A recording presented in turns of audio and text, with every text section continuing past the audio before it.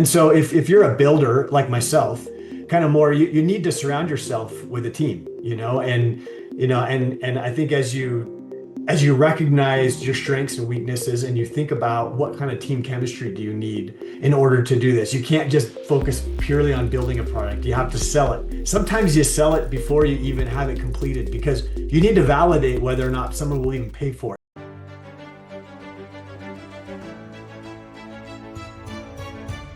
Leaders Talk, Season 2. Hello, everybody. Hello, and welcome back. It's your favorite time of the week. It's my favorite time of the week.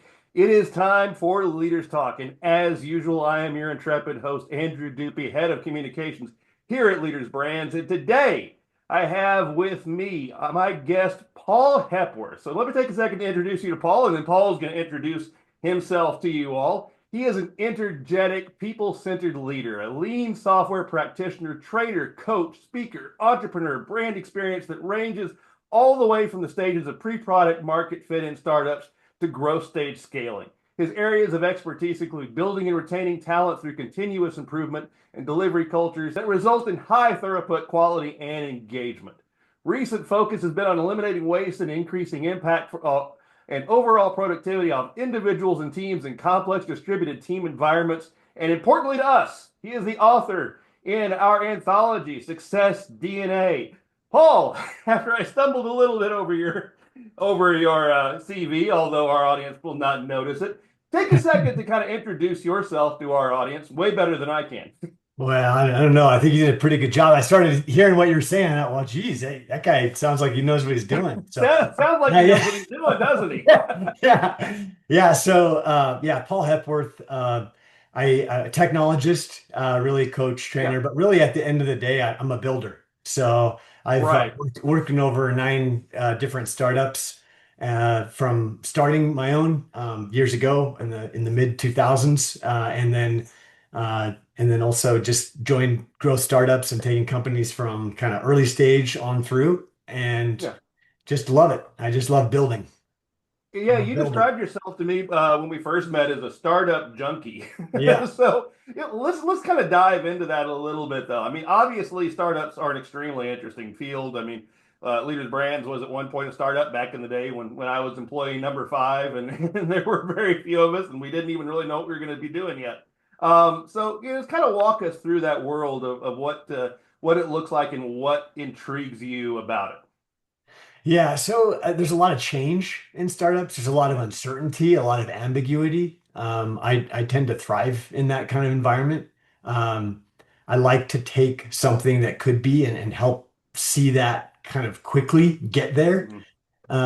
And startups are the perfect place for that. The other thing too is there's not a lot of red tape usually in startups, and if Right. there is, it gets removed pretty quickly. So Yeah. I like an environment where, we can make decisions quickly. We can empower people. We can try things. We can fail quickly, learn quickly, and then get on the right path and get the outcomes we want. And I find that is best captured in a startup. Yeah. Yeah. It's kind of sometimes it's kind of a scary field, though. I mean, because you're right, there's not much red tape. I mean, when you're there, it's kind of the Wild West. You're trying new things, you're beginning new programs. I mean, some of those aren't going to work. I mean, I know that in our experience as a startup, a lot of the experiments that we tried didn't work. A whole lot of them, and Yeah. many of them did, and it was the ones that worked that actually helped us build into a business. But how do you overcome some of those initial problems that you have? Especially the fear of, are we going to be able to succeed with this? Are we going to be able to take this and actually make something of it? Is anybody going to see it, even if it's the best possible thing that we've ever invented in the world? Yeah. No, that's a good question. I think that question is kind of what separates people, I think, who gravitate towards startups and who kind of get afraid of them. And I Right. think they're not for everybody for sure. For me, what I found is I think there's several things, but one is, there's a few things you kind of have to accept on the outset. Otherwise it would be fearful, too risky for anybody.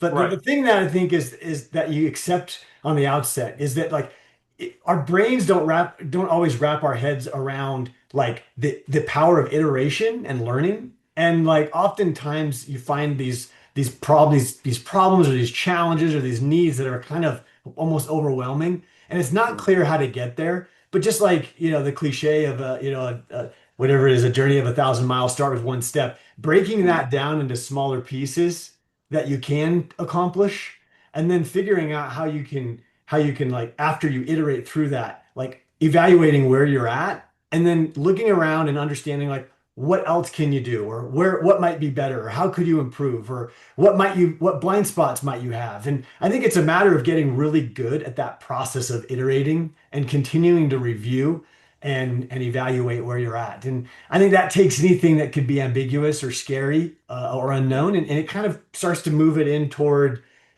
more known and less ambiguous as you kind of move through that process.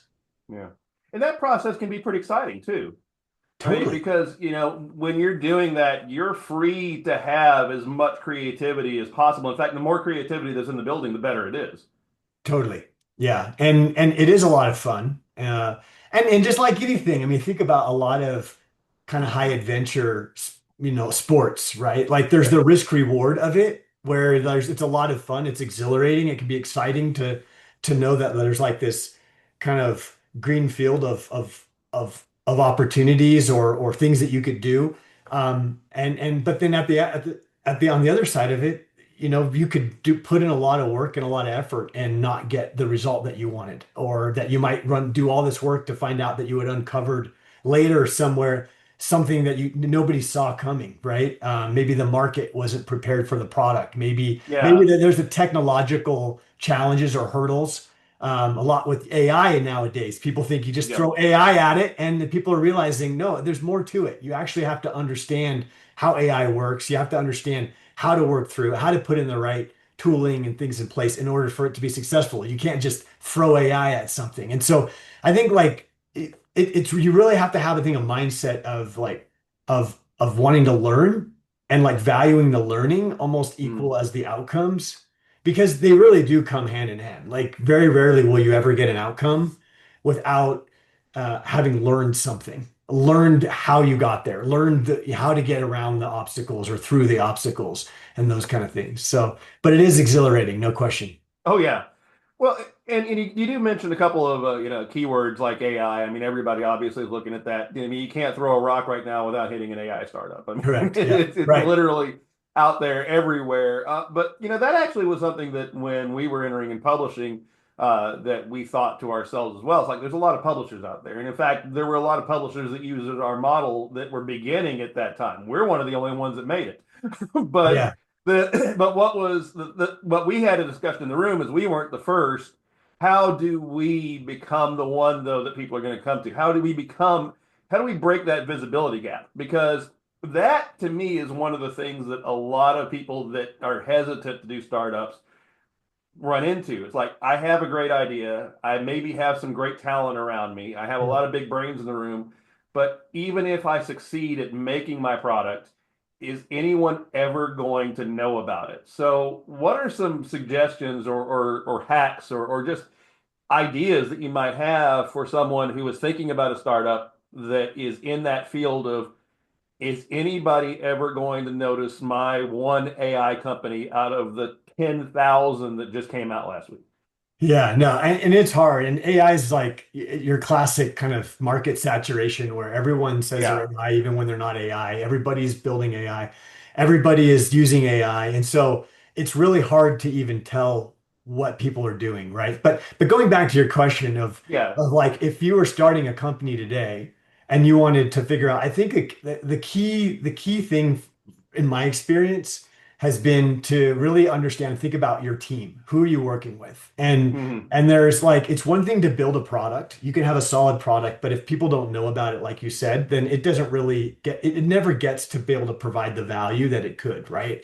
And so if you're a builder like myself, kind of more you need to surround yourself with a team, and I think as you recognize your strengths and weaknesses and you think about what kind of team chemistry do you need in order to do this. You can't just focus purely on building a product. You have to sell it. Sometimes you sell it before you even have it completed because you need to validate whether or not someone will even pay for it.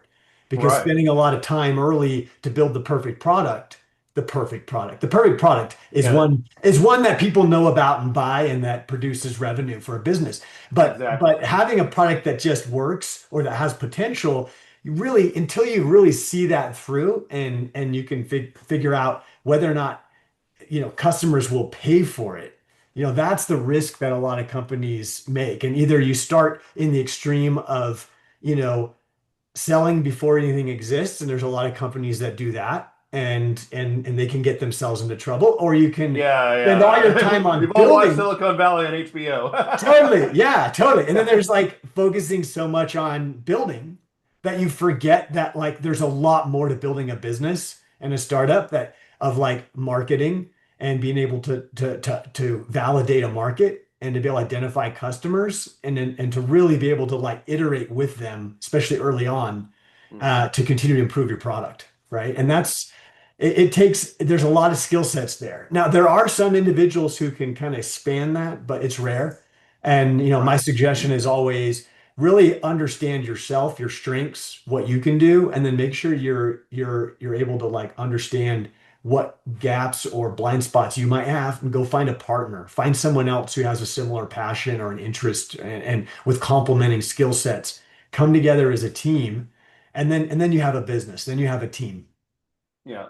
And I hear that a lot. And I hear that a lot, but I think sometimes people, maybe they don't think about the idea of making sure that when you do team build, that you build it right. As in you don't build an echo chamber. You don't build, Correct. let's say that I'm building a publishing company that's gonna go on a certain type of fiction book, and I fill the room with all the experts of that certain type of fiction book so that we're all saying the same thing over and over and over again and there's Totally. no new ideas in the room. So you have to think about when you're team building diversity, yes? Yes. Yeah, totally. Yeah, and even team building takes iteration. I mean, if you Right. think about like you think about iteration only applies to building a product or only applies to like marketing and getting the right messaging. But no, it's like everything in a startup, in a company needs to be iterated on. And even the team chemistry is. You might find somebody who has what you think are, complementing features or skills or strengths. And if you had those strengths, you'd be able to evaluate them better. But because you Mhm. don't have them, you could also be fooled into thinking someone else has them because, like a good example, whenever ever I interview a sales leaders, like they're the best at convincing you that they're the right leader, right? Because they Right. sell, Always. right? And Yeah, so exactly. they might be really good at sales, but they may not be good at building a team, or they may not be good at executing your particular go-to-market strategy, right? And so you kind of have to like be open, especially if you're kind of early, maybe it's your first startup, you're kind of getting going. You have to be prepared that you may make some mistakes. You may make some mistakes, and you're going to learn a lot as you go. But talking to people who've been through it is really important. There's a lot of great books. None of them come directly to mind, although I think there's a lot of good learning and perspective in Success DNA Oh on yes, very yeah. That's why different we brought a people. lot of different Totally. viewpoints in there. Yeah. Different viewpoints and perspectives on kind of some similar topics, really giving you that kind of three-dimensional aspect. But I think having those kind of, making those kind of investments is going to be really key. Yeah, yeah, and that's why we did that because it's just like you said, you're going to run into failures when you're building a business, and one of the things that we ran into, we failed on probably about I'd say 80 to 90% of what we came up with. Which is But great. yeah, Honestly, that's actually probably better than, better than average if you're realistic about it, yeah, because yeah, we don't have no crystal balls. right. Yeah, But you learn from those, and what totally. you do is by continually bringing in different perspectives, and that was one of the things that in our business was interesting is as we worked with different authors, different people, the brains that we picked, it gave us the directions to take those Yes. failures and learn from them. So, and Yeah, that's I think the key thing that a lot of people need to understand when they're going to do a startup. You're going to fail at something. You're not going to succeed in everything you do. It's 100%. all about building off of the failures and then being able to know what you did wrong and then And come that's up with key. a way to do it. Yes, and that's key. Understanding. I mean, a lot of people who have a harder time accepting failure. Now, just to be clear, just to frame what failure is from my perspective, Right. Yeah. Exactly. failure and learning are the same thing in my view. Right. I had a boss that I respected wholeheartedly earlier in my career who was like very much against like the encouraging the team to like fail fast. He was like, no, Mhm. succeed fast. And I remember having this conversation with him, and I was explaining that to me, those are the same. What's the difference, really? There's Like, no what's difference. the difference? Because success looks a lot like, and there's so many frameworks for this, but it's like taking an action, right? Observing what needs to be done, right? Orienting yourself, making a decision, and kind of continuing through that loop as you go through, and each one of those things will have feedback or some result. And so like as you were pointing out, like the each step that may fail in the sense that it doesn't accomplish the actual goal or outcome in and of itself, it is another rung on the ladder though that you're climbing toward that destination. And I think that's the thing that's so key is to not mistake failure and from learning and not thinking that it's a bad thing that's final because it's not. Nothing is Right. final. Nothing is Yeah. final. Yeah. Yeah, and I completely agree with you on the whole idea that fail fast and success is the same thing. Because if you're coming up with the idea of fail fast, people take that word fail and they concentrate on that. And they're like, well, fail fast means you failed. No, fail fast means that the minute that you have had an idea that did not come to fruition, you learn from why and immediately move forward and don't double down on what's the 100%. mistake. 100%. Yeah. And it's funny because I run into this a lot in different companies and startups, and you get really smart people. In fact, I would say some of the smartest have the hardest time failing and learning in that regard Yeah. because oftentimes they rely a lot on their pure intellect as just a pure intellectual muscle. But no matter how smart you are, you can't tell the future. And nobody is so intelligent that they can somehow cheat the physics and complexity of building a product, finding a market, like all those things. It just doesn't work. And nobody, people could fantasize with that, but you're wasting your time. And I had there's a story that I had once, an experience that I Hmm. had this really sharp product manager. And I remember like she was working on this team and they were working on this thing. And I was looking at their current investment, their current iteration as just a stepping stone towards something that was going to unlock some learning. And she came to me, she said, I'm afraid that it's not going to work out. And I said, I'm actually, I'm pretty sure it's not going to work out, but I do know that it's going to unlock some kind of learning that's going to help us get to where it would work out. And she stopped me and she said, Paul, I just want you to know, like my upbringing is totally like contradicting that. Like Yeah. I've been raised that like I can't make mistakes, like or that I can't fail, or that I can't do all this. And I kind of laugh as someone who's dyslexic and fails on silly things all the time. I'm like, welcome to the club. Like, welcome to the club of let's make mistakes together and figure it out and like work through it. But let's understand what's going on and understand why something failed. And let's hold each other accountable to that. And that was so key. Yeah. And that happens a lot. It happens a lot. Well, and that's in some ways American business culture, and Yes. yeah, it's I guess part of why we bring in so many different perspectives like yours and Success DNA, is because when we were first kind of dipping our toes in this, we ran into a lot of business culture that was in the we never are going to fail idea, or the worst is the ones that are afraid of the words, those dirtiest words in language. I don't know. Yeah. They're beautiful. Those words are beautiful. Those words are Yeah. beautiful. Yeah, Yeah. exactly. And but there's so much stigma against saying that. There Somebody is. asks you a question, especially if you're an executive in business in America, and someone asks you something. The instinct, I believe, in our current business environment is fake it till you make it. Yeah. Yeah. I think that's right. And I think there's probably a lot of different ways of saying that. Yeah, But it's ultimately you take action knowing that you don't know exactly what that's going to lead you to. And that's the faking it. It's you just take an action, right? And then right. eventually you'll get there. But yeah, I love that. The I don't know is an interesting one because the sooner you get to like, there's a lot of things we all don't know. And like Right. Oh whether yeah. it's software, whatever the situation is or thing you're trying to build, like there's so much you don't know. And the teams that I feel are the most successful are the ones that can accept the I don't know sooner because Yeah. then if they get into the I don't know, now I know cycle, right? Which is an iterative cycle of progress. Right. And it's like now that we don't know, and now that we admit this, and like you said, a lot of people don't for a long time. They won't admit that they don't know to each other within the team, and everybody's kind of hoping the other person is onto something. Is the one And, that and, and then you, yeah. you end up with a bunch of time that goes by to eventually realizing that nobody knew.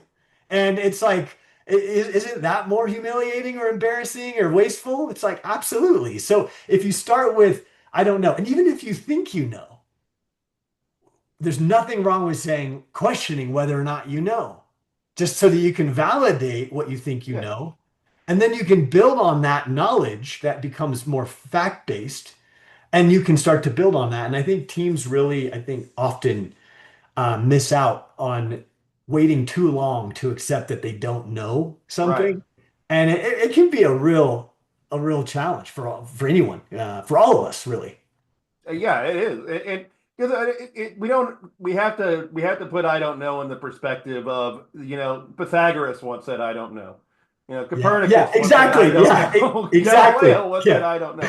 What they yeah. did was they found out. Yes, exactly. Because they didn't know, and in both of those situations, but in a lot of these, it's like these are people who are solving things that a lot of other people kind of think they know, right? Right. And this is kind of the spirit of entrepreneurship, really, is it's like, yeah, like here's a problem or an opportunity that other people just aren't seeing, even though like and they may not believe in it, but you see it because you know that, maybe society or the market as a whole doesn't really know or doesn't really understand. And that's where there's an opportunity. Yeah. Yeah. I mean, maybe you've got the better answer. If you're an entrepreneur and you want to do a startup, that's what we felt when we started our business is like, well, Yeah. there are a whole lot of other businesses that are doing our model. We think we have a better answer. Yeah. And Yeah. that was the only thing that pushed us into doing it. Yeah, totally. Yeah, yeah. And that gets under the right person's skin, and it's the biggest motivator ever is to figure out how to solve something. And think about the necessities of mother invention. And it's like, as they say, but there's so many things that we if we really saw more clearly and understood it, we would see more opportunities, right? But we, Yeah. we don't. We often look past them because we accept kind of what we think is just how it needs to be. And anyway, it's fun. Yeah. Well, Paul, as we kind of start winding down here, I want to give an opportunity just to, again, to give an audience a little bit of a preview of your chapter. I mean, I don't want you to, Yeah, to give them the whole thing, but I think we've already given them a pretty good idea of what they're going to yeah, get when they dig into it. yeah, And maybe leave them with a golden nugget, just something that maybe we haven't discussed. I think we've already hit them with with some pretty good ones to take home and chew on. But yeah, just give you the floor here for a few seconds to kind of cover that.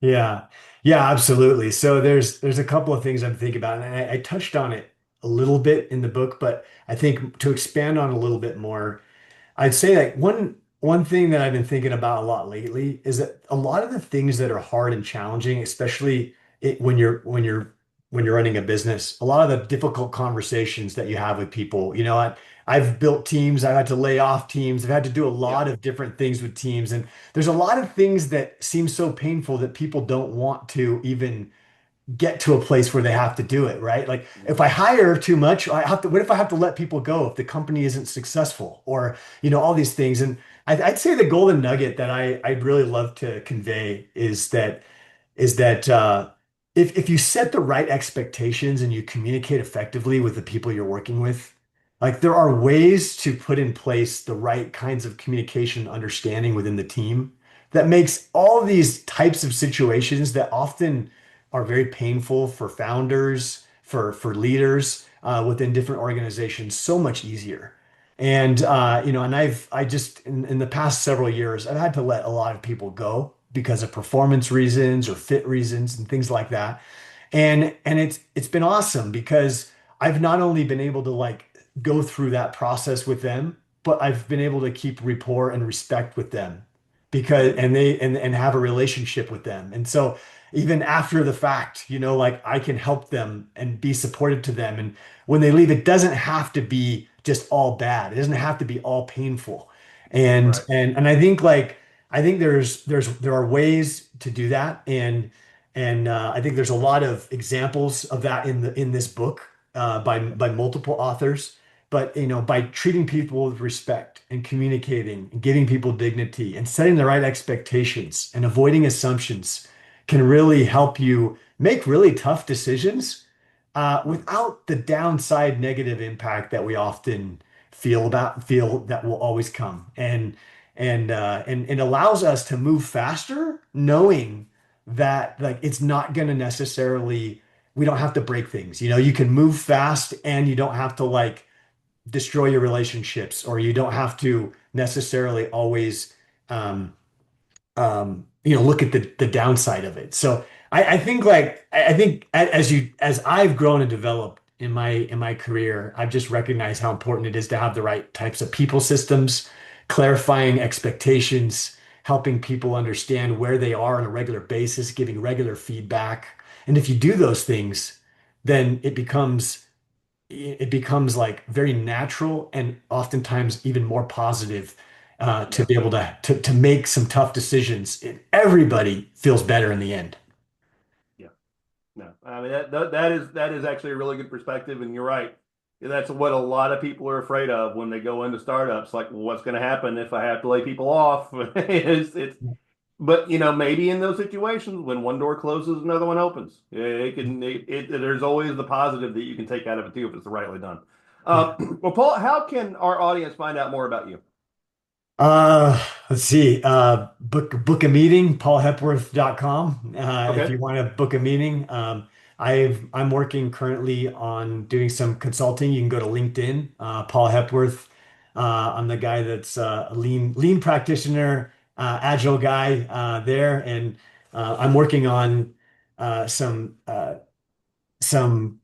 kind of consulting advisory right now, and I'd love to have you reach out to me, and I'd love to be in touch with you if there's anything I can do to help you, either uh, with your current situation, or if you're an aspiring entrepreneur, or you're a founder and you've gotten yourself into a mess. Reach out to me. I'd love to talk with you.